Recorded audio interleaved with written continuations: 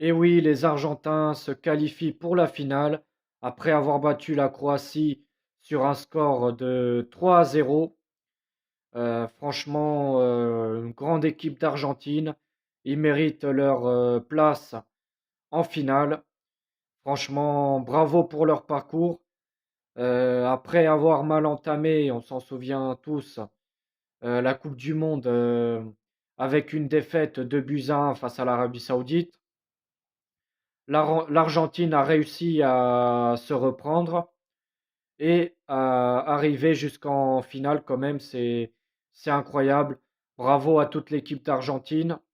Bravo aussi à tous ces supporters qui ont mis une très bonne ambiance. Franchement, pour moi, les Argentins, c'est l'un des meilleurs supporters de cette Coupe du Monde. Le public argentin, enfin, comme toujours, hein, euh, il nous, il nous donne toujours des ambiances de folie. Voilà,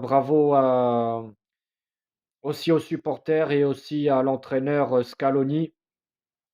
Depuis qu'il a repris la sélection argentine, l'équipe s'est améliorée de plus en plus. Déjà, il y a eu la victoire en Copa América, l'Argentine qui a remporté la dernière Copa América. Et aussi, bah, là, ils sont finalistes de la Coupe du Monde. Il y a 4 ans en arrière, l'Argentine, elle n'était pas aussi solide et aussi forte que maintenant. Donc franchement, bravo aussi, un grand bravo au coach. C'est ce que Sampaoli n'a pas réussi à faire avec l'Argentine, malheureusement. Faire briller cette équipe. Mais Scaloni réussit à faire ça. Alors l'Argentine qui a débuté la rencontre dans un 4-4-2. Alors dans ce 4-4-2, il y avait Martinez dans les buts. Martinez toujours aussi bon, il n'y a rien à dire. Défense centrale, Cristian Romero avec Nicolas Otamendi. Otamendi qui est pareil, hein, solide défensivement. Il fait une très bonne Coupe du Monde aussi, Otamendi, il faut le dire. Latéral droit, Tagliafico. Latéral gauche, Nahuel Molina. C'était celui qui avait ouvert le score face aux Pays-Bas. Milieu de terrain, Leandro Paredes. Enzo Fernandez accompagné d'Alexis McAllister à droite. Et à gauche, Rodrigo de Paul. Et en attaque, c'était Messi et Julian Alvarez. Et du côté croate, les Croates ont débuté dans un 4-3-3. Livakovic au goal. Gvardiol et Lovren en défense centrale. Latéral droit, Juranovic. Latéral gauche, Sosa. Milieu de terrain, Brozovic accompagné de Modric à droite et de Kovacic à gauche. En attaque, Kramaric avant-centre. Pa- Pasalic à droite et Perisic à gauche. Alors, Modric qui a fait aussi une superbe Coupe du Monde. Malheureusement pour lui, bah, il faudra qu'il se contente de jouer le match de la troisième place. Parce que, bon, franchement, je voyais pas la Croatie s'incliner largement 3-0. Je voyais la Croatie poser, enfin, une équipe qui allait poser beaucoup plus de problèmes aux Argentins. Mais finalement, bah, les Argentins ont réussi à être beaucoup plus efficaces et ils ont quand même su être solides. Alors, les statistiques du match, 9 tirs du côté argentin, dont 7 tirs cadrés et 3 buts. Du côté croate, il y en a eu 12 tirs, dont 2 cadrés. C'est pas très. Enfin, les statistiques au niveau tir du côté croate, c'est pas terrible. Par contre, les Croates, ils ont eu la possession. 61% du côté croate et du côté argentin, il n'y en a eu que 39%. Donc la Croatie a été dominatrice dans la possession, mais devant, bah, ils n'ont pas été efficaces et ils n'ont pas été assez solides pour tenir. Nombre de fautes, il y en a eu 15 du côté argentin, 8 du côté croate. Les cartons jaunes, il y en a eu 2 partout. Et nombre de corners, il y en a eu 4 du côté croate et 2 du côté argentin. Alors en deuxième mi-temps, au début enfin en première mi-temps, pardon. Au début de la première mi-temps, bon, c'était un match où on va dire c'était un match plutôt, on va dire fermé.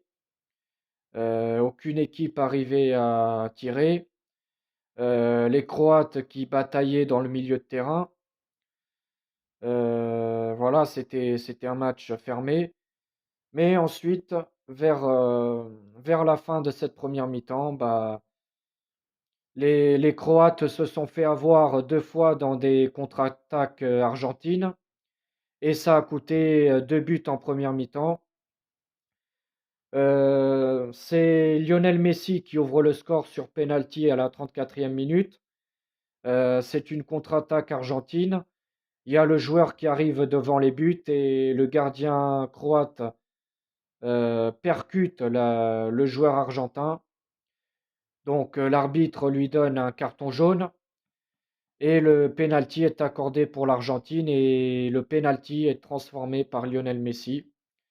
Lionel Messi qui est à, je crois, à égalité avec Kylian Mbappé, pardon, au nombre de buts.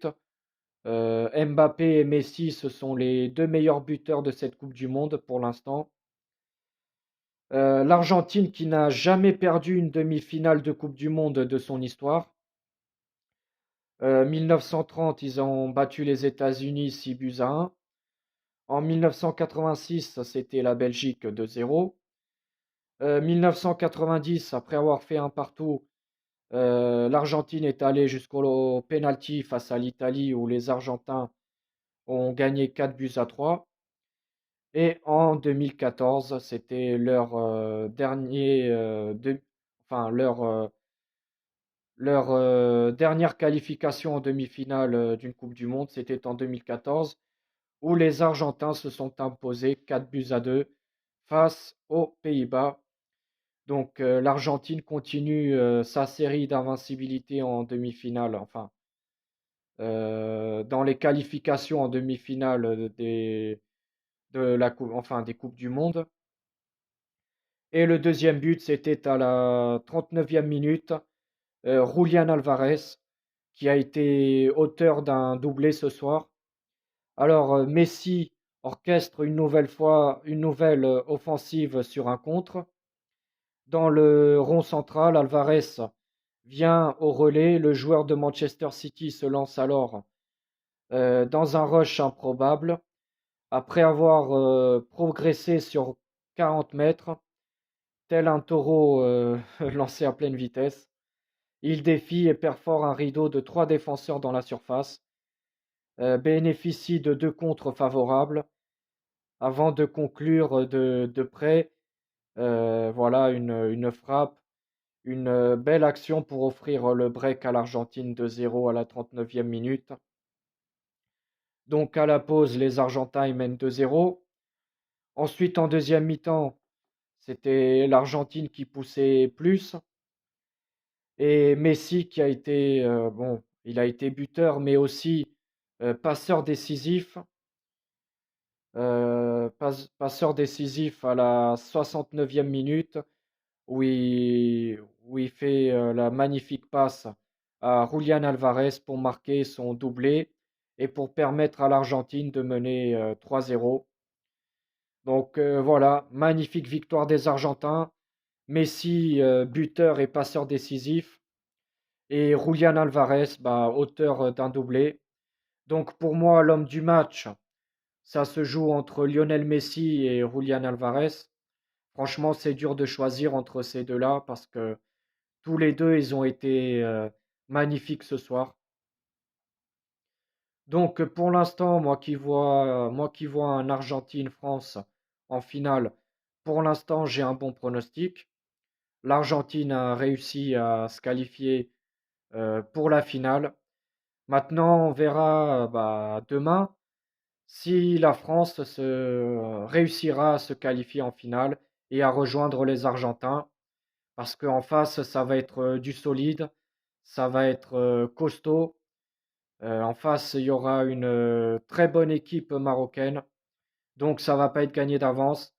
Mais en tout cas, allez les Bleus pour demain et j'espère un Argentine-France en finale pour que ce soit, allez, une petite revanche de 2018. Comme ça, la revanche, on l'aura en finale et ce sera magnifique. Allez les Bleus pour demain et encore une fois, bravo les Argentins pour leur parcours.